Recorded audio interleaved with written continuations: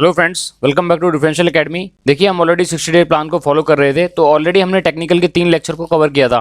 तो जिन लोगों ने ऑलरेडी हमारे 3 लेक्चर कवर नहीं करे हैं, तो उनका लिंक मैंने डिस्क्रिप्शन में दे रखा है, वहाँ से आप पुराने 3 टेक्निकल लेक्चर को कवर कर सकते हैं। और रीजनिंग और जीएस के भी मैंने 2 लेक्चर कवर किए थे, आपका दोनों के इंडिविजुअल 2-2 लेक्चर कवर हो चुके हैं।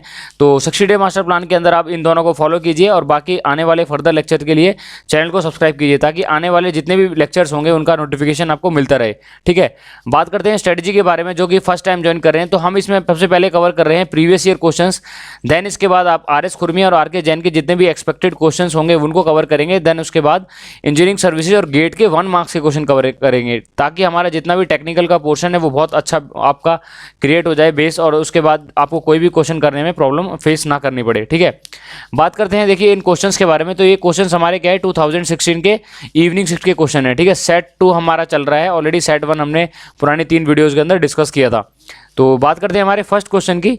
इन order to double the period of the simple pendulum, ठीक है, अगर हम टाइम पीरियड को डबल कर देते हैं तो क्या अफेक्ट करता है उसके लेंथ के ऊपर या मास के ऊपर। ठीक है, तो अगर बात करते हैं टाइम पीरियड के बारे में, जो पेंडुलम का जो टाइम पीरियड होता है वो होता है आपका 2 पाई रूट ऑफ L/G। ठीक है, अगर मैं यहाँ से देख सकता हूँ मेरे पास ऑप्शन में क्या है, आपका मास पर तो डिपेंड नहीं कर रहा है। देखिए हमारे पास जो टाइम पीरियड हमारा इंडिपेंडेंट टू मास है, बट लेंथ पे डिपेंड कर रहा है। ठीक है, फॉर एग्जांपल इनिशियल कंडीशन में हमारे पास क्या है, T is directly proportional to the square root of L। अब मैं स्क्वायरिंग बोथ साइड करता हूँ तो ये हो जाएगा T स्क्वायर, और अब मैं प्रोपोर्शनलिटी साइन हटाने के लिए मैं क्या लगाता हूँ, कोई कॉन्स्टेंट K लगा देता हूँ, दैट इज L। ठीक है, ये मेरे पास क्या होगी, इक्वेशन नंबर 1। बट मुझे निकालना है सेकंड इक्वेशन कि आप अगर मैं टाइम पीरियड को डबल कर देता हूँ। ठीक है, तो आपका सेकंड इनिशियल जो आपका कंडीशन है वो पे क्या है, आपका T2 कोई टाइम है which is equal to T2 square is equal to K2 L2। ठीक है, अब मेरे पास क्या है, अब मैंने जो टाइम पीरियड को क्या कर दिया है वो डबल कर दिया है। तो T2 की वैल्यू क्या है आपकी, T2 is 2 time of T1। ठीक है, तो 2 टाइम ऑफ T1 यहाँ पे पुट करोगे, squaring both side K2 L2, तो आपका क्या हो जाएगा, ये 4 time of T1 that is equal to K2 L2। ठीक है, और T1 की वैल्यू क्या हो जाएगी आपकी, देखिए आपके पास क्या है, ये आपका सॉरी स्क्वायर हो जाएगा, बिकॉज आप यहाँ पे स्क्वायर करोगे तो T1 का स्क्वायर हो जाएगा। और T1 की स्क्वायर की वैल्यू आपके पास क्या थी, that is equal to KL। तो KL आपका जो हो जाएगा यहाँ पे value that is equal to K2 L2, और ये K2 बाय यहाँ पे भी K कांस्टेंट है, दैट मीन्स आपका क्या हो जाएगा 4L is equal to L2। ठीक है, दैट मीन्स आपका जो न्यू लेंथ है आपकी वो क्या हो जाएगी आपकी 4 टाइम ऑफ द जो आपकी इनिशियल लेंथ होगी। तो आपका option D is the correct answer, the length should be quadruple. Quadruple का मतलब क्या होता है, 4 गुना या 4 टाइम्स। नेक्स्ट क्वेश्चन देखते हैं। देखिए, a body is vibrating at the 10 vibration per second in the simple harmonic motion of the 10 centimetre amplitude. देखिए कोई बॉडी है वो क्या कर रही है, वाइब्रेट कर रही है, और उसका जो हमारा फ्रिक्वेंसी है वो हमें गिवन है कि 10 वाइब्रेशन पर सेकंड जो जा रहा है। ठीक है, और आपके बात करें एम्पलीट्यूड के बारे में, जो एम्पलीट्यूड ऑफ वाइब्रेशन है वो हमारा 10 सेंटीमीटर है। हमको कैलकुलेट करना है मैक्सिमम वेलोसिटी। ठीक है, तो मैक्सिमम वेलोसिटी का फॉर्मूला होता है for the simple harmonic motion which is equal to 2 pi f into amplitude, या फिर बात कर सकते हैं ओमेगा ए। ठीक है, omega is the angular velocity and A is the amplitude, और ओमेगा को हम 2 पाई f भी लिख सकते हैं, वेयर f क्या है, हमारी फ्रीक्वेंसी ऑफ द वाइब्रेशन, किस फ्रीक्वेंसी से हमारा वाइब्रेट कर रहा है, कितने साइकिल पर सेकंड या पर मिनट उसके वाइब्रेशन हो रही है। ठीक है, तो इसमें देखिए बेसिकली हमें क्या करना है, फॉर्मूले पुट करने हैं। तो हमारा क्या है, 2 पाई हो जाएगा, फ्रीक्वेंसी हमारे पास है 10 वाइब्रेशन पर सेकंड, तो ये पर सेकंड है। ठीक है, और एम्पलीट्यूड के बारे में बात करें तो 10 सेंटीमीटर, तो हमारी देखिए बाकी सब यूनिट लेस हैं, तो हमारा आंसर आएगा सेंटीमीटर पर सेकंड के अंदर, और वही हमें पूछा हुआ है कि सेंटीमीटर पर सेकंड के अंदर वेलोसिटी निकालनी है। तो मल्टीप्लाई करोगे तो आप सिंपली आ जाएगा आपका 10 multiply by 10 that is 100 multiply by 2 which is equal to 200 pi centimetre per second. Option C is the correct answer. ठीक है, नेक्स्ट क्वेश्चन देखते हैं। A boy is swinging on a swing if the another boy sit along with him with disturbing his motion then the time period of the wing will be. देखिए एक boy है, कोई भी अगर किसी चीज़ पर स्विंग कर रहा है और उसके साथ दूसरा जो लड़का है वो भी उसके साथ बैठा हुआ है और उसको डिस्टर्ब कर रहा है। ठीक है, तो टाइम पीरियड पे क्या अफेक्ट पड़ेगा। देखिए जैसा कि मैंने बताया टाइम पीरियड होता है that is equal to 2 pi root of L/G। तो यहाँ पर हमारा अगर डिस्टर्ब के बाद कोई भी मास भी इधर उधर अगर हो रहा है, डिस्प्लेसमेंट हो रहा है कुछ भी, तो लेकिन मास पर हमारा डिपेंड नहीं कर रहा है। तो हमारा time period is a function of length और आपका और क्या है, ग्रेविटी का फंक्शन है। ठीक है, कोई भी मास का फंक्शन नहीं है। तो यहाँ पर क्या हो जाएगा हमारा option D is the correct answer. जो हमारा जो टाइम पीरियड है विल बी द सेम, कोई भी चेंज नहीं होगा। ठीक है, अब मैं छोटी सी कुछ डिस्कशन करने से पहले मैं बात करता हूँ थोड़ा सा आप एग्जाम के बारे में। देखिए एसएससी जेईई एग्जाम के लिए आपको 3 चीज़ें सबसे पहले आनी चाहिए, थ्योरी प्लस फॉर्मूलेज और प्लस उसके बाद क्या है, थोड़ी सी आपकी कॉन्सेप्चुअल प्रैक्टिस। तो थ्योरी जिन लोगों ने नहीं की है उनका लिंक मैंने डिस्क्रिप्शन में दे रखा है। मैंने ऑलरेडी थ्योरी कवर करा रखी है, कम से कम टाइम में फ्रूटफुली कैसे आप रिवीजन कर सकते हो सब्जेक्ट्स की, बिकॉज आपके पास 60 डेज हैं बस, और 60 डेज़ के अंदर आपने सब सब्जेक्ट को कवर भी करना है, उनके कॉन्सेप्ट भी देखने हैं। तो आप इतना टाइम नहीं है कि आप बिल्कुल थॉरोली जाके पढ़ो और उसके बाद नोट्स बनाओ। तो मैंने क्या किया हुआ है कि बच्चों को सबकी हेल्प के लिए जितने भी आने वाले टेक्निकल एग्जाम हैं, तो एक शॉर्ट वीडियो डिस्कस कर रखी है हर सब्जेक्ट की इंडिविजुअली, ठीक है। फॉर एग्जांपल थर्मोडायनेमिक्स के लिए बात करें, या फिर हम हीट एंड मास ट्रांसफर के लिए बात करें, या स्ट्रेंथ ऑफ मटेरियल के लिए बात करें, तो सबके लिए मैंने एक शॉर्ट रिवीजन वाली वीडियो बना रखी है। और अगर किसी सब्जेक्ट का नहीं है, अगर आपको लगता है कि उसका मुझे वीडियो दोबारा बनाना चाहिए, तो मैं उसका वीडियो थोड़ा सा रेक्टिफाई करके और आपको जो भी चीज़ें प्रॉब्लम आ रही है मैं उनको उसमें इंक्लूड करके नेक्स्ट टाइम पे अपलोड कर दूंगा, ठीक है।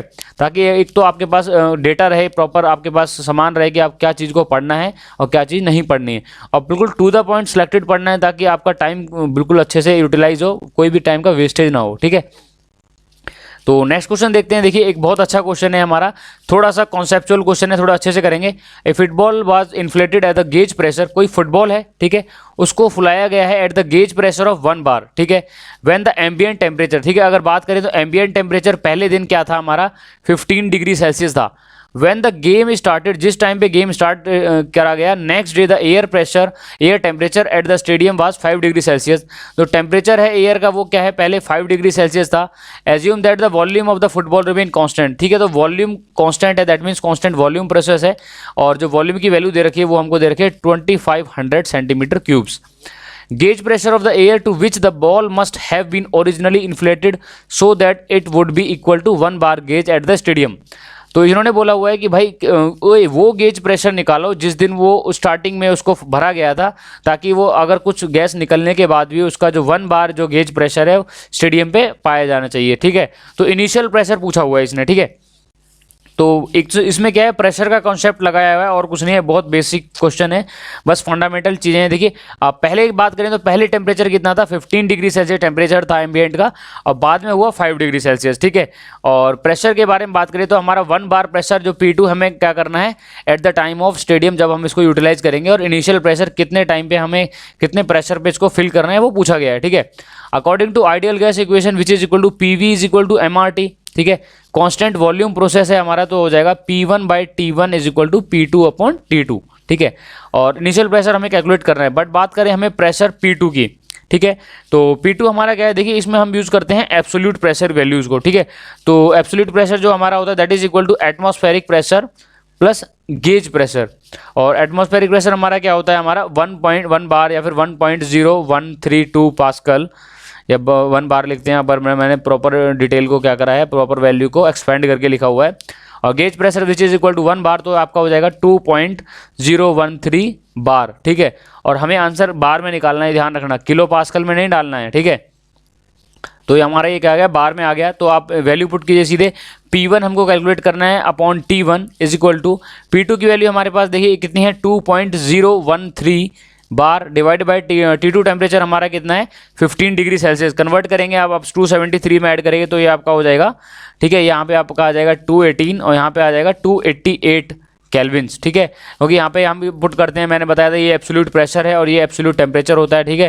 ध्यान रखना आपको यहाँ पे एब्सोल्यूट होगा, आप डिग्री सेल्सियस में डालोगे तो आपका क्वेश्चन गलत हो जाएगा, वहीं आप इसको गेज प्रेशर डाल दोगे तो गलत हो जाएगा। आपको एब्सोल्यूट प्रेशर डालना है with the addition of atmospheric pressure, ठीक है।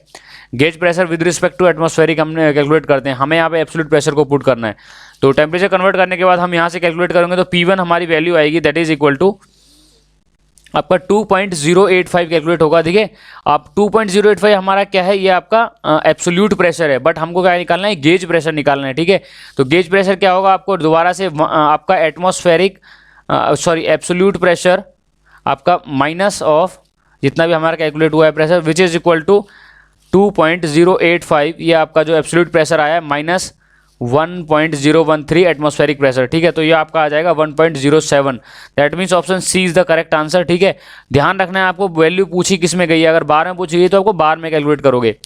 नेक्स्ट क्वेश्चन देखते हैं, the engine oil of the 150 degree Celsius cool in 80 degree Celsius of the parallel heat flow exchanger. देखिए हीट एक्सचेंजर की बात करें, अगर पैरेलल फ्लो एक्सचेंजर है, ठीक है, तो ये मान लो T हॉट इनलेट है, ये T हॉट आउटलेट टेम्परेचर है, ठीक है। यहाँ से कोई कोल्ड फ्लूइड इनलेट कर रहा है, यहाँ से कोई कोल्ड फ्लूइड एग्जिट कर रहा है, T cold exit and T cold inlet, ठीक है। द हीट एक्सचेंजर इफेक्टिवनेस, देखो इफेक्टिवनेस क्या होती है, हमें एक्चुअल में हीट ट्रांसफर कितना मिला है अपॉन मैक्सिमम कितना पॉसिबल था, ठीक है। तो ये हमारी क्या होती है, effectiveness of the heat exchanger, ठीक है। तो अगर बात करें एक्चुअली हमारा कितना हो रहा है, T hot inlet minus T hot outlet, कि हमारा कितना हॉट इनलेट हो रहा है, कितना हॉट आउटलेट हो रहा है। तो हॉट इनलेट हमारा कितना हो जाएगा, that is 150 degree minus 80 degree Celsius. Maximum कितना मिल सकता है हमारा, मैक्सिमम होता है टी हॉट आउटलेट से T hot inlet minus T cold exit, कि इतना हमारा क्या है मैक्सिमम वैल्यू मिल सकती थी। दैट इज हमें T hot inlet minus T cold exit is equal to, ये 150 है, ये आपका क्या है 25 डिग्री सेल्सियस है। तो आप यहाँ से कैलकुलेट करोगे effectiveness which is equal to 0.56, ठीक है। That means option C is the correct answer. आपको पता होना चाहिए इफेक्टिवनेस क्या होती है, एक्चुअल हीट ट्रांसफर रेट हमें जो मिला है डिवाइडेड बाय मैक्सिमम जितना पॉसिबल था, ठीक है। नेक्स्ट क्वेश्चन देखते हैं, the atomic packing factor is the highest. देखिए एटॉमिक पैकिंग फैक्टर होता है हमारा कि कितने अच्छे से जो हमारा जो लेटिस को क्या कर रहा है वो ऑक्यूपाई कर रहे हैं, हमारे जो स्पेस लेटिस को बात करें अगर जो हमारे एटम्स हैं, ठीक है। तो बात करें किसका मैक्सिमम होता है, देखिए सिंपल क्यूबिक है, बीसीसी है, एफसीसी है, डायमंड क्यूबिक है। तो सबसे ज़्यादा हमारा किसका होता है, देखिए अगर बात इसमें देखें तो सबसे ज़्यादा हमारा होता है एपीएफ होता है आपका एफसीसी के बारे में, ठीक है। अगर सिंपल क्यूबिक का जो पैकिंग फैक्टर के बारे में बात करते हैं तो 0.52% होता है, और बॉडी सेंटर क्यूबिक का होता है आपका 0.68%, और एफसीसी फेस सेंटर्ड क्यूबिक का होता है 0.74%, ठीक है। तो ये आपका क्या है, option C is the right answer.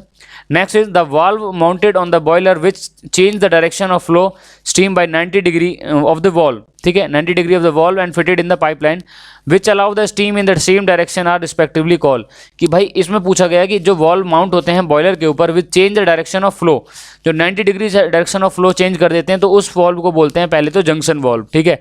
तो आपके ये दोनों तो एलिमिनेट हो जाएंगे, ठीक है। और जो वॉल्व फिट होता है पाइपलाइन के ऊपर जो स्टीम को जो डायरेक्शन चेंज करता है उसको आप बोलते हो स्टॉप वॉल्व या सेफ्टी वॉल्व। तो आपको ये बताना है, ठीक है। तो उसको बोलते हो आप स्टॉप वॉल्व, जिससे आप क्या करते हो डायरेक्शन ऑफ द स्टीम क्या कर देते हो, चेंज कर देते हो पाइपलाइन के अंदर। और आपने स्टॉप वॉल्व कई बार अपने पाइपलाइन में देखा भी होगा, ठीक है। Option B is the correct answer, C easily eliminate हो जाएगा। सेफ्टी वॉल्व नहीं होता, सेफ्टी वॉल्व क्या करता है जब हमारा एक्सेस प्रेशर जो क्रिएट हो जाता है उसको रिलीज करने के लिए यूज करते हैं, ठीक है। नेक्स्ट क्वेश्चन देखते हैं, which of the following are the boiler mounting and not the boiler accessories, ठीक है। बॉयलर माउंटिंग एक्सेसरीज कौन कौन से हैं, देखिए एक्सेसरीज क्या होती हैं जो हमारी परफॉर्मेंस इंप्रूव करती हैं, और माउंटिंग क्या क्या होती हैं जो हमें नेसेसरी है किसी भी बॉयलर के अंदर। तो प्रेशर गेज है, एयर प्री हीटर है, सुपर हीटर है। देखिए दो एयर प्री हीटर और सुपर हीटर हमारी एक्सेसरीज के अंदर आती हैं, ये हमारी जो एफिशिएंसी बढ़ाती हैं हमारे इस प्लांट के। और बात करते हैं प्रेशर गेज को, तो प्रेशर गेज हमारा क्या है, एक माउंटिंग है, ठीक है। Option B is the correct answer, ठीक है। तो काफ़ी बेस्ड फंडामेंटल क्वेश्चंस आते हैं पावर प्लांट के और बाकी भी सब्जेक्ट के, बस कुछ 10 से 12 क्वेश्चन ही आपके कैलकुलेशन बेस्ड होते हैं जो कि बहुत फंडामेंटल भी होते हैं, बहुत इजी होते हैं, ठीक है। तो नेक्स्ट देखते हैं, देखिए entropy is the measure of, देखिए एंट्रोपी क्या होता है एक्चुअल में एंट्रोपी होता है आपका ds is equal to curl of dq upon t, जो हमारा अमाउंट ऑफ अनअवेलेबल एनर्जी, ठीक है, अमाउंट ऑफ हीट और अनअवेलेबल एनर्जी है जिससे हमें कोई यूजफुल वर्क निकालना है, तो वो बताती है हमारी एंट्रोपी को, ठीक है। और दूसरी टर्म में हम बोलते हैं एंट्रोपी इज द रैंडमनेस, किसी चीज़ की एंट्रोपी जितनी ज़्यादा बढ़ेगी उतनी ही उसकी स्टेबिलिटी कम होती जा रही है, ठीक है। जैसे हम बात करें यूनिवर्स की एंट्रोपी कंटिन्यू क्या हो रही है, कंटिन्यू इंक्रीज हो रही है, रैंडमनेस इंक्रीज हो रही है। That means option C is the correct answer, it is the measure of the degree of randomness, ठीक है। नेक्स्ट क्वेश्चन देखते हैं, Gibbs free energy is considered at which of the following condition, जो Gibbs free energy होती है वो किस condition के लिए सेटिस्फाई करती है, ठीक है। आइसोथर्मल है, आइसोकोरिक है, आइसोबैरिक है, आइसोकोरिक है, आइसोथर्मल, आइसोबैरिक है, नन ऑफ दीज, ठीक है। तो ऑप्शन हमारा कौन जाए, C answer is the right answer, कि कांस्टेंट टेम्परेचर प्रोसेस पर और हमारा कांस्टेंट प्रेशर पर हमारा जो Gibbs free energy is consider की जाती है हमारी इस कंडीशन के ऊपर, ठीक है।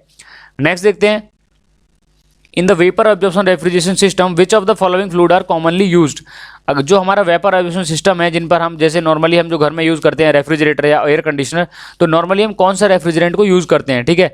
तो नॉर्मली हम क्या करते हैं, अमोनिया वाटर वाला सिस्टम है वही हम यूज़ किया जाता है, देखिए। और जनरली हम इसको ही ज़्यादा क्वेश्चन पुट आउट होते हैं कि अमोनिया में, इसमें अमोनिया रेफ्रिजरेंट होता है, वाटर क्या होता है, एक तरीके से वाटर एब्जॉर्बर होता है, ठीक है। That means option C is the correct answer.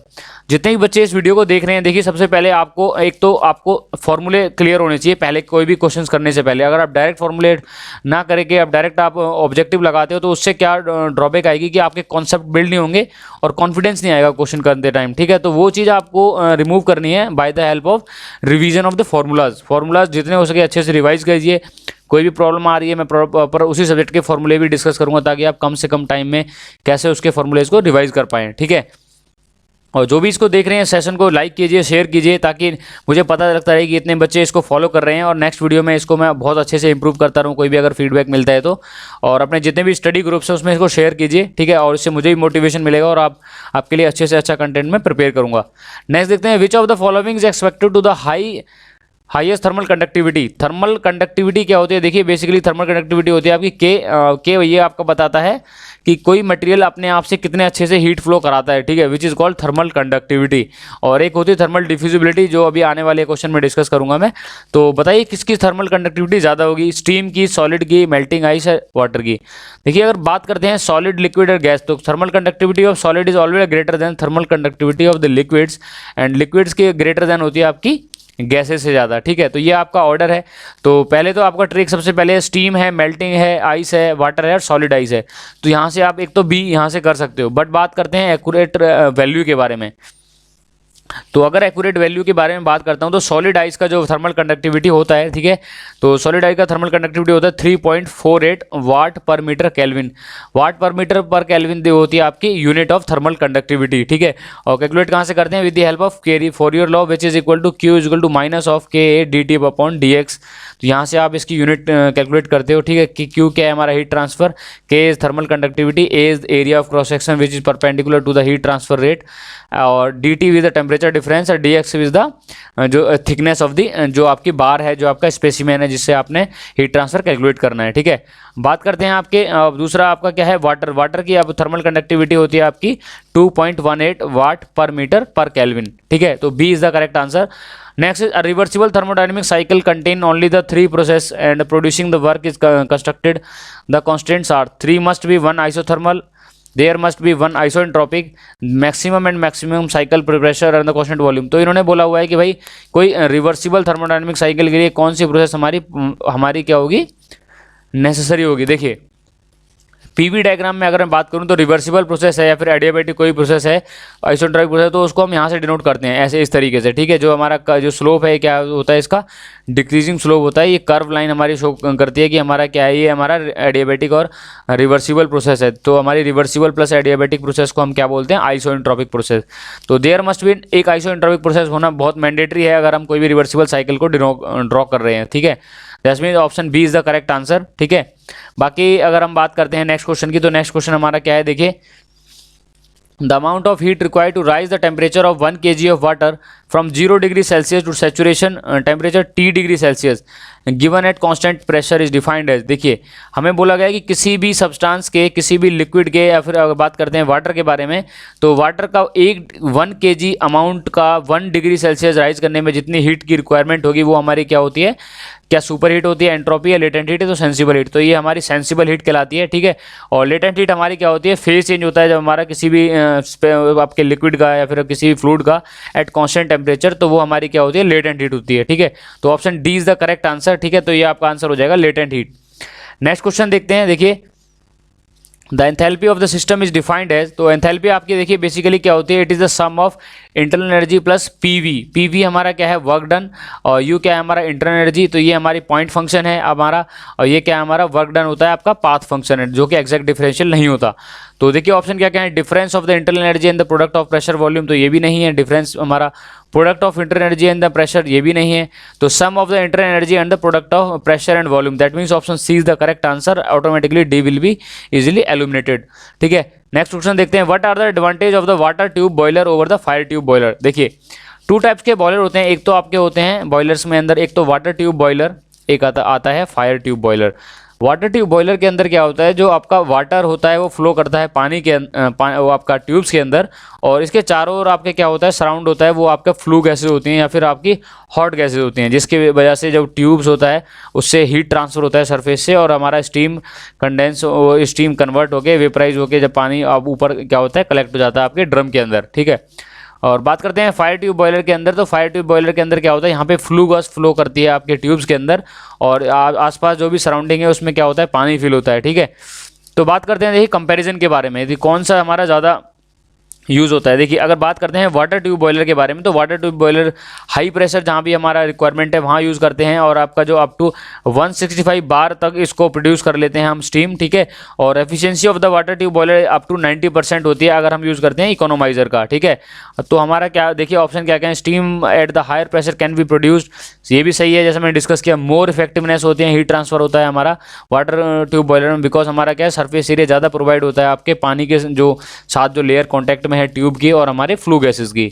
और सेडिमेंट डिपोजिशन इज मोर, नहीं ये गलत है, बिकॉज सेडिमेंट डिपोजिशन हमारा कहाँ पे ज़्यादा होता है, आपका फ्लू गैसेस वाले में होता है, जहाँ पर आपका फायर ट्यूब बॉयलर है। दैट मीन्स ए बी आपका करेक्ट है, तो क्या हो जाएगा option D is the right answer 16 का। ठीक है, देखिए फंडामेंटल क्वेश्चंस आपके हमेशा ही ध्यान में रखना, क्योंकि आपके अगर फंडामेंटल आपको लॉजिक नहीं पता है किसी चीज़ का, तो आप कई बार क्या होगा ज़्यादा डेप्थ में जाओगे, आप क्वेश्चन गलत कर दोगे। ठीक है, बेसिक आपको याद रखना है, comparison between the water tube and fire tube boiler. Power plant के मैं अलग से लेक्चर अपलोड कर दूंगा अगर आपको बहुत ज़्यादा प्रॉब्लम आती है, क्योंकि पावर प्लांट के क्वेश्चन धीरे धीरे क्या होता है बढ़ते जा रहे हैं। ठीक है, बॉयलर और आपके इकोनोमाइजर है, बॉयलर एक्सेसरीज है, इन पर काफ़ी क्वेश्चन पूछे जा रहे हैं डे बाई डे, जो हमारा जितने भी एग्जाम्स हैं आने वाले एग्जाम्स। ठीक है, और नेक्स्ट देखते हैं, जो भी बच्चे अगर इसको देख रहे हैं, अगर बीपीएससी का फॉर्म इन्होंने फिल किया था लास्ट ईयर, तो बीपीएससी का भी जो एग्जाम का जो डेट है वो भी आ चुकी है, जो आपका 16 से लेके 17 दी हुई है डिपेंडिंग अपॉन द नोटिफिकेशन, और एक की दे रखी है आपकी 14 से लेके 17 जुलाई। ठीक है, और आपके 1/2019 जो नोटिफिकेशन से लेकर 4/2019 नोटिफिकेशन थी,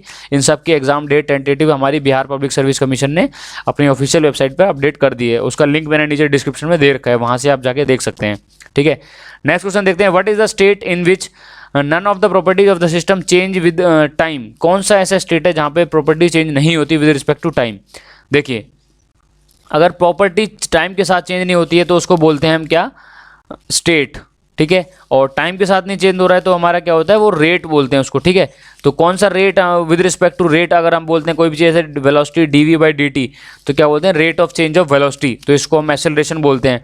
ठीक है, और अगर कोई प्रॉपर्टी टाइम के साथ नहीं चेंज होती है तो हम उसको बोलते हैं स्टेडी स्टेट। ठीक है, बट अगर कोई प्रॉपर्टी चेंज नहीं हो रही है या फिर हो रही है विद रिस्पेक्ट टू स्पेस, अगर मैंने बोल दिया x, तो ये हमारा क्या हो जाएगा, ये हो जाएगा वेलोसिटी ग्रेडियंट। ठीक है, तो कोई भी चीज़ change in particular property with respect to space या डायरेक्शन अगर बात करें, या फिर एक्स वाई जेड, तो उसको बोलेंगे ग्रेडियंट, और विद रिस्पेक्ट टू अगर टाइम में हो रही है तो उसको बोलेंगे रेट।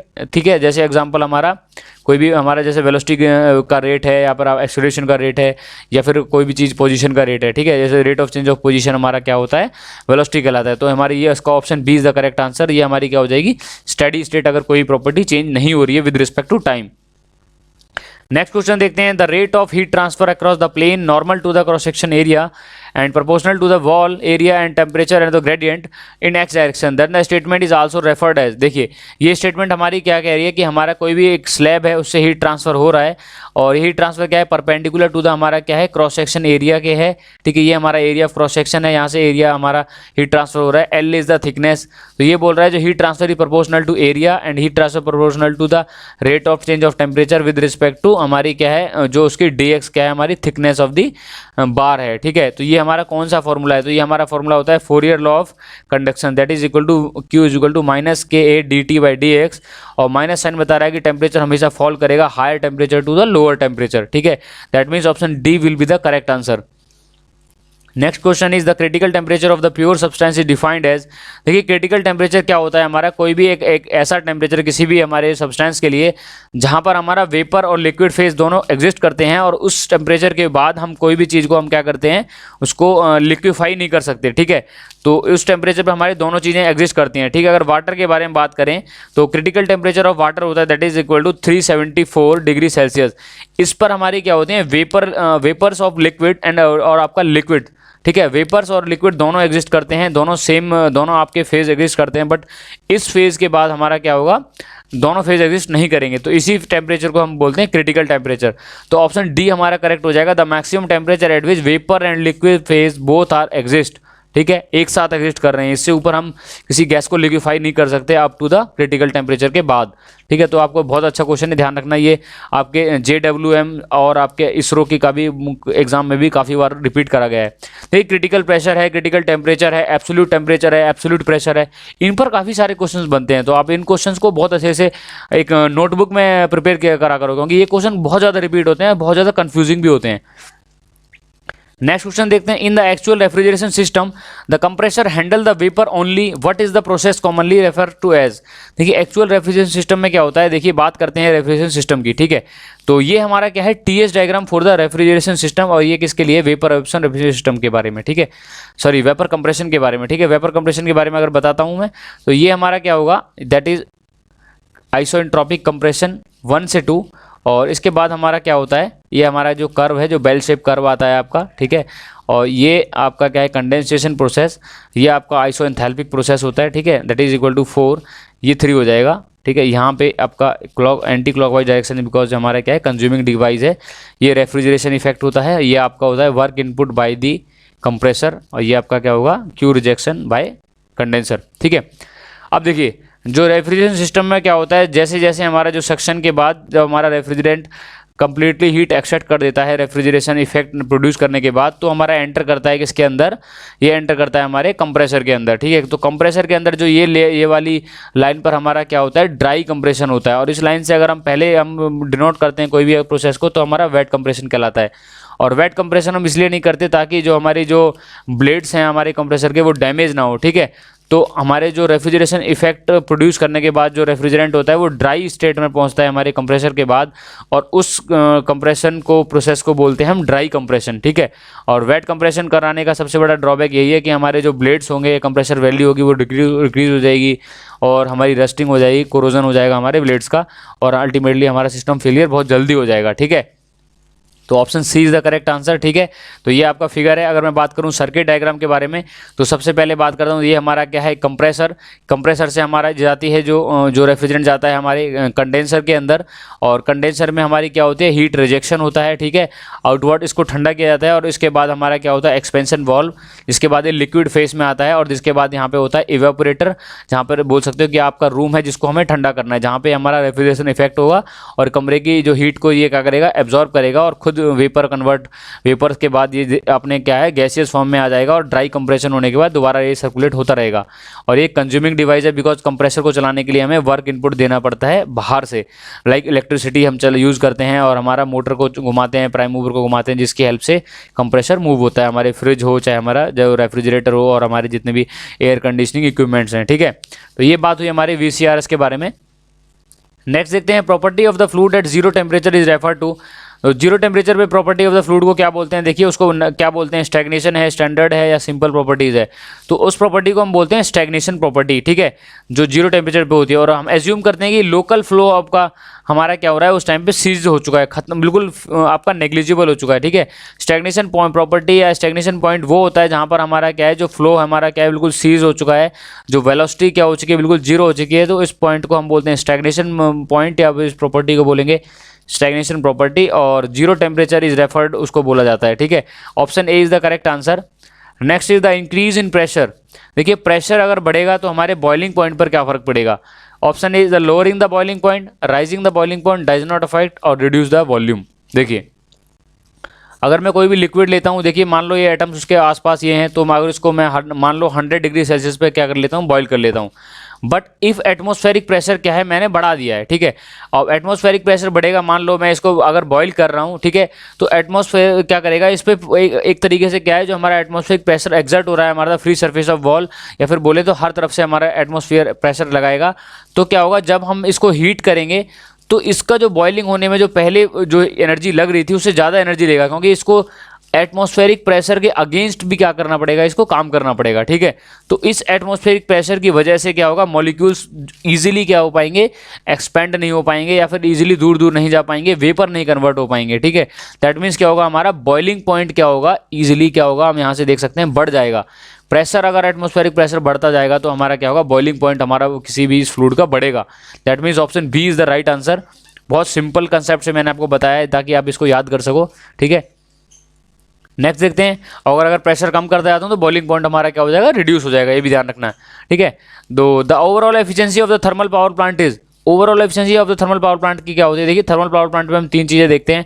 सबसे पहले हम स्टीम को कन्वर्ट करते हैं with the help of boiler, ठीक है, वाटर को कन्वर्ट करते हैं सॉरी स्टीम के अंदर with the help of boiler, और उस स्टीम को क्या करते हैं, हम एंट्री कराते हैं टरबाइन के अंदर, और टरबाइन से फिर हम जब हमारी टरबाइन ब्लेड घूमता है तो उसके बाद हम जनरेटर को कवर करते हैं, ठीक है। जनरेटर से उसको घुमाते हैं और उसके बाद जब डायनेमो से हमारी इलेक्ट्रिसिटी आउटपुट होती है।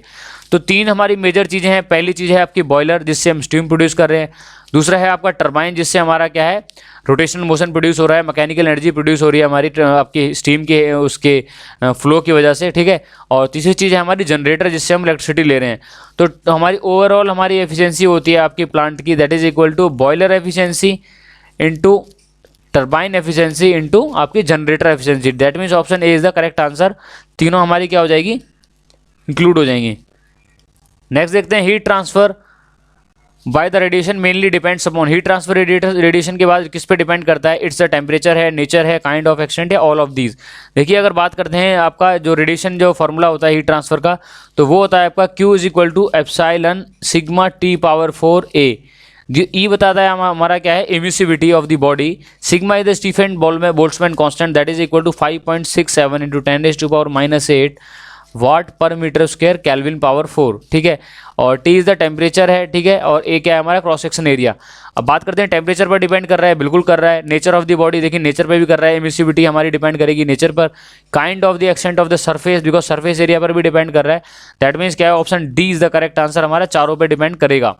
थर्मल डिफ्यूजिबिलिटी क्या होता है, देखिए थर्मल डिफ्यूजिबिलिटी को डिनोट करते हैं अल्फा से, वो होता है हमारा ratio of thermal conductivity divided by product of हमारा डेंसिटी और स्पेसिफिक हीट। तो ये हमारा होता है थर्मल कंडक्टिविटी, और इसको बोलते हैं थर्मल कैपेसिटी, ठीक है। तो थर्मल कंडक्टिविटी बताती है हमारी कोई भी वैल्यू कितने अच्छे से अपने आप से हीट को ट्रांसफर कर सकती है, हीट को फ्लो करा सकती है। थर्मल कैपेसिटी इन दोनों का प्रोडक्ट होता है, ये बताता है कि हमारा कोई भी वैल्यू कितना अमाउंट ऑफ हीट स्टोर कर सकती है, एक्वायर कर सकती है, ठीक है। एक तरीके से बात करते हैं, अगर हम कास्टिंग में पढ़ते हैं कि अगर वॉल्यूम ज़्यादा होगा कास्टिंग का तो हीट एक्यूमुलेटेड है, हीट कंटेंट भी ज़्यादा होगी, और सरफेस एरिया जितना ज़्यादा होगा उतना ही हीट ट्रांसफर ज़्यादा होगा। उसी तरीके से ये बताता है कि हमारे कितना अमाउंट ऑफ हीट क्या है उसके पास कैपेसिटी है, कितने पास वो हीट अमाउंट ऑफ स्टोर कर रहा है, ठीक है। तो जिसकी थर्मल कंडक्टिविटी बहुत ज़्यादा होगी उसकी थर्मल डिफ्यूजिबिलिटी भी बहुत ज़्यादा होगी, बिकॉज अल्फा क्या है हमारा डायरेक्टली प्रोपोर्शनल टू है के। और अगर जनरल लाइफ एग्जांपल लेते हैं तो हमारा जितना किसी बॉडी का अल्फा बहुत अच्छा होगा वो बॉडी उतना ही अच्छे से क्या होगी, वो ठंडी होगी और उतने ही अच्छे से हीट को क्या करेगी, रिजेक्ट करेगी। मतलब कोई चीज़ कितने अच्छे से गर्म होती है और कितने अच्छे से ठंडी होती है वो डिपेंड करता है उसकी थर्मल डिफ्यूजिबिलिटी के ऊपर। एग्जांपल देता हूँ, डेजर्ट का जो रेत, अगर रेगिस्तान के रेत के बारे में बात करें, वो दिन में जितनी जल्दी से ठंडा गर्म होता है उतने ही ठंडा जल्दी होता है रात के अंदर, ठीक है। तो उसका अल्फा बहुत अच्छा है। तो अगर ये प्रॉपर्टी किसी भी मटेरियल की रिक्वायरमेंट है तो उसकी अल्फा उसी हिसाब से आपको डिज़ाइन करना होगा कि उसकी बहुत अच्छी डिफ्यूजिबिलिटी हो या फिर बहुत कम उसकी डिफ्यूजिबिलिटी हो, ठीक है। तो आपका ये किस में डिपेंड करता है, देखिए डायमेंशनलेस पैरामीटर है, बिल्कुल डायमेंशनलेस पैरामीटर है, फंक्शन ऑफ टेम्परेचर है, use of the mathematical model है, physical property of the material है। तो किस पर डिपेंड है बताइए, जो भी देख रहे हैं स्टूडेंट बताइए इसका ऑप्शन क्या हो जाएगा। देखिए D is the right answer, because ये physical property of the material पर डिपेंड कर रहा है, ठीक है। और फिजिकल प्रॉपर्टी के अंदर देखिए क्या आती है, आपकी डेंसिटी है आपकी, ठीक है, और स्पेसिफिक हीट है, कंडक्टिविटी, ये सब क्या है इसकी फिजिकल प्रॉपर्टीज है। कोई भी केमिकल प्रॉपर्टी नहीं है कि भाई उसके माइक्रो स्ट्रक्चर पर डिपेंड है, ठीक है। That means option D is the correct answer. Next is condensing temperature in the refrigerator is the temperature of cooling medium of the freezing zone of evaporator at which the refrigerant gas become liquid। देखिए condensing temperature क्या बताता है, देखिए condensing temperature हमारा बताता है कि किस टेम्परेचर पर रेफ्रिजरेंट को क्या हो रहा है, वो लिक्विड हो रहा है, वो ठंडा हो रहा है, ठीक है। फॉर एग्जांपल हम VCRS के बारे में बात करें तो ये आपका फिगर होता है, ठीक है। VCRS आपका, ठीक है, 1 से 2 हमारा आइसोट्रॉपिक कंप्रेशन है, 2 से 3 हमारा कांस्टेंट प्रेशर प्रोसेस होता है जहाँ पे हीट रिजेक्शन करते हैं हम किसके अंदर, कंडेंसर के अंदर। 3 से 4 क्या होता है आपका आपका आइसोएंथैल्पिक, ठीक है, आइसोएंथैल्पिक प्रोसेस होती है आपकी थ्रॉटलिंग बोलते हैं इसको एक्सपेंशन वॉल के अंदर। और 4 से 1 होता है रेफ्रिजरेशन इफेक्ट जो इवेपोरेटर होता है, ठीक है। तो कंडेंसिंग टेम्परेचर हमारा कौन सा होता है, जिस टेम्परेचर पर हम किसको कर रहे हैं, रेफ्रिजरेंट को ठंडा कर रहे हैं, that means option D is the correct answer. Next question देखते हैं, with in increase of thickness of the insulation around a circular pipe heat loss to the surrounding. अगर हम किसी भी चीज़ की थिकनेस बढ़ाते हैं सर्कुलर पाइप की, ठीक है, फॉर एग्जाम्पल कोई पाइप है, इसकी मैंने इसकी इंसुलेशन को बढ़ा दिया है, तो क्या होगा, हीट ट्रांसफ़र के वजह से हमारा अगर हीट ट्रांसफ़र होगा या ज़्यादा होगा या कम होगा, और ये किसकी वजह से होगा, कन्वेक्शन की वजह से या कंडक्शन की वजह से। देखिए अगर हम ग्राफ प्लॉट करते हैं with respect to heat transfer versus the radius, ठीक है, where R is the radius of the, जो आपके पास जो भी आपका सर्कुलर पाइप दिया हुआ है, ठीक है, तो ये हमारा कर्व दिखाता है। ये एक पर्टिकुलर वैल्यू होती है जिसको बोलते हैं आरसी, जो होता है आपका क्रिटिकल रेडियस। यहाँ पर क्या होगा, मैक्सिमम वैल्यू ऑफ हमारी हीट ट्रांसफर होगा। तो ये बोल रहा है इंक्रीज इन द थिकनेस, अगर हम थिकनेस की वैल्यू क्या होगी, इंक्रीज करेंगे तो क्या होगा, हीट ट्रांसफर हमारा बढ़ेगा। बट इस रीजन में क्या होगा है, जब हमारी थिकनेस की वैल्यू बढ़ती है तो हमारा जितना भी हमारा कंडक्टिव रेजिस्टेंस है वो हमारा क्या होता है, वैल्यू उसकी डिक्रीज होती है, ठीक है। तो हमारे दो रेजिस्टेंस होते हैं, एक तो होता है आपका थर्मल कंडक्टिव रेजिस्टेंस और एक होता है आर थर्मल कन्वेक्टिव रेजिस्टेंस। ये होता है आपका L/KA और ये होता है 1/HA, ठीक है, where H is the convective heat transfer coefficient and A is the surface area और K is the thermal conductivity and A हमारा surface area of the body expose to the atmosphere, ठीक है। तो आपका क्या हो जाएगा, देखिए इस रीजन में क्या होता है, जब हम कोई भी बॉडी की थर्मो इंसुलेशन को बढ़ाते हैं तो हमारा जो थर्मल रेजिस्टेंस है, जो कंडक्टिव रेजिस्टेंस है, वो हमारा क्या होगा, जो कंडक्टिव रेजिस्टेंस की वैल्यू हमारा डोमिनेट नहीं करेगा, वो डिक्रीज होगा, बट हमारा कन्वेक्टिव रेजिस्टेंस इंक्रीज होगा, जिसकी वजह से हीट ट्रांसफर हमारी वैल्यू क्या होगी, बढ़ेगी, और ये हमारा फैक्टर क्या होगा, डोमिनेंट होगा। दैट मीन्स ऑप्शन कौन सा हो जाएगा आपका, option A is the correct answer. Convective resistance increases whereas due to the conduction resistance decreases, और इसी इंक्रीज की वजह से हमारा जो हीट ट्रांसफर क्या होता है, डोमिनेट करता है और हीट ट्रांसफर बढ़ता है किसी भी बॉडी के अंदर, ठीक है। नेक्स्ट क्वेश्चन देखते हैं, देखिए for an air with relative humidity 80%। अब देखिए 80% रिलेटिव ह्यूमिडिटी क्या होती है, अगर हम साइकोमेट्रिक देखिए चार्ट को देखते हैं, देखिए ये होता है साइकोमेट्रिक चार्ट, यहाँ पर हमारे होते हैं स्पेसिफिक ह्यूमिडिटी ओमेगा, ठीक है, ये वैल्यू हमारी अपवर्ड इंक्रीज होती है। यहाँ पर हमारा होता है जो कि राइटवर्ड्स हमारी क्या होती है, इंक्रीज होती है, हमारा जो होता है ड्राई बल्ब टेम्परेचर, ठीक है। और ये हमारी जो कर्व लाइन होती है ये बताते हैं रिलेटिव ह्यूमिडिटी को, और ये वाली कर्व होती है दैट इज इक्वल टू 100% क्या होता है आपका रिलेटिव ह्यूमिडिटी। तो 100% रिलेटिव ह्यूमिडिटी के लिए क्या होता है, dry bulb temperature is equal to wet bulb temperature is equal to dew point temperature, ठीक है। इस कंडीशन के लिए तीनों वैल्यू हमारी इक्वल होती हैं, बट अगर बात करें 80%, ठीक है, 80% अगर बात करें, जैसे फॉर एग्जांपल 90% कर्व ये है, तो 80% कर्व के लिए हमारा क्या होगा, dry bulb temperature is always greater than हमारा क्या होगा, वेट बल्ब टेम्परेचर के, ठीक है। तो हमारा कौन सा आंसर सही हो जाएगा, देखिए 28 के बारे में बात करें तो ड्यू पॉइंट टेम्परेचर, अगर और बात करते हैं ड्यू पॉइंट टेम्परेचर के बारे में, तो ड्यू पॉइंट टेम्परेचर भी हमारा क्या हो जाएगा, देखिए लेस हो जाता है, ठीक है। तो बात करते हैं, अगर नॉर्मली मैं कर्व बताऊं, देखिए तो अगर ये कर्व बता दूं, ये वाला पॉइंट हमारा बताता है ड्राई बल्ब टेम्परेचर, ठीक है। दिस पॉइंट बताता है कि हमारा वेट बल्ब टेम्परेचर, जब हम करते हैं हमारे बल्ब को कवर कर देते हैं वेट आपके किसी भी कॉटन से, तो that is equal to wet bulb temperature. और यहाँ से आता है आपका ड्यू पॉइंट टेम्परेचर, जब हमारा क्या होता है, कर्व कर देती है, सैचुरेटेड लिक्विड लाइन को टच कर देती है, ठीक है। तो आपका क्या हो जाएगा, सी इज द आपका देखिए 28 का B is the correct answer, where dew point temperature is less than the wet bulb temperature. और हमें इस कर्व से आप देख सकते हो ड्यू आपका bulb temperature is greater than wet bulb and greater than dew point temperature, ठीक है। Option B is the correct answer. Next देखते हैं, ठीक है, if a mass of the most air in the air tight vessel is heated to the higher temperature, ठीक है। देखिए अगर हमारा मोस्ट एयर है किसी एयर टाइट वेसल के अंदर, ठीक है, और मैंने इसको हीट कर दिया है, तो ये जो हमारा इसके हीटिंग की वजह से क्या होगी, जो वैल्यू होगी आपकी एक्चुअल वेपर डेंसिटी क्या होगी, इसकी डिक्रीज होगी, ठीक है। जो हमारी रिलेटिव ह्यूमिडिटी होती है वो होती है आपकी देखिए mass of vapour upon mass of vapour in saturated state, और इसको बोलते हैं आपके देखिए एक्चुअल वेपर डेंसिटी, और ये आपका क्या होता है, vapour density in saturated state.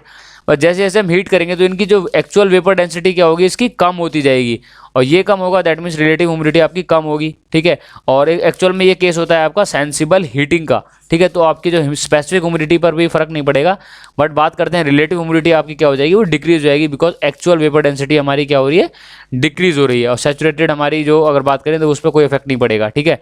तो relative humidity will be automatically decrease, that means option D is the correct answer. Psychometry पर हमारे यही क्वेश्चन आते हैं, सेंसिबल हीटिंग हो गया, सेंसिबल कूलिंग है, डिह्यूमिडिफिकेशन है और ह्यूमिडिफिकेशन है, और कई बार पूछ लेते हैं सेंसिबल हीट फैक्टर के बारे में कि पर्टिकुलर स्पेस के लिए सेंसिबल हीट फैक्टर कितना होता है, बाईपास फैक्टर है। तो ये सारे क्वेश्चंस को मैं ऑलरेडी डिस्कस कर चुका हूँ इंजीनियरिंग सर्विसेज और गेट की 1 मार्क्स की सीरीज के अंदर, और उसका लिंक भी मैंने डिस्क्रिप्शन में दे रखा है, वहाँ से उसको ज्वाइन कर सकते हैं। ठीक है, नेक्स्ट क्वेश्चन देखते हैं। In the vapour compression refrigeration system liquid to the suction heat exchanger use to. देखिए वेपर का VCRS के बारे में बात करें तो ये हमारा क्या होता है, कर्व होता है, बेल शेप कर्व। ठीक है, और ये 1 से हमारा 2 बताता है हमारा आइसोएंट्रोपिक कंप्रेशन, 2 से 3 बता रहा है आपका जो कांस्टेंट प्रेशर हीट रिजेक्शन, और 3 से 4 जो कि बता रहा है आपका थ्रॉटलिंग प्रोसेस, और 4 से 1 हमारा रेफ्रिजरेशन इफेक्ट। ठीक है, पर इसको हम बढ़ाने के लिए क्या करते हैं, हम यहाँ पर लगाते हैं आपका हीट एक्सचेंजर लगाते हैं। ठीक है, और जो हीट एक्सचेंजर होता है इसको बोलते हैं, आप कौन सा बोलते हैं इसको, सक्शन हीट एक्सचेंजर। तो ये क्या करता है, हमारे जो रेफ्रिजरेंट को क्या करता है, सब कूल करता है। तो ये वाला जो रीजन है आपका क्या है, सब कूलिंग रीजन। और एक हीट एक्सचेंजर हम यहाँ भी लगाते हैं, जिससे हम क्या करते हैं, आपका जो रेफ्रिजरेशन इफेक्ट है ये तो वैल्यू बढ़ेगी, प्लस वर्क इनपुट पे क्या कर देते हैं, कई बार हम डिक्रीज करने के लिए यूज़ करते हैं। ठीक है, तो ये हमारे कई बार मेथड्स हैं to increase the COP। But कई बार क्या होता है, हमारे 4 केसेस हम पढ़ते हैं। जैसे अगर हम एक तो तरीका हमारा अगर हम जो प्रेशर को ड्रॉप करा जाए, ठीक है, जो हमारा इंक्रीजिंग द प्रेशर ऑफ आपका जो रेफ्रिजरेंट प्रेशर है, आपका जो बात करते हैं सॉरी इवापोरेटर प्रेशर या कंडेंसर प्रेशर है, या फिर हम बात करें इसको सब कूल किया जाए या फिर सुपर हीट किया जाए, तो सबसे ज़्यादा बेस्ट केस होता है हमारा सब कूलिंग का।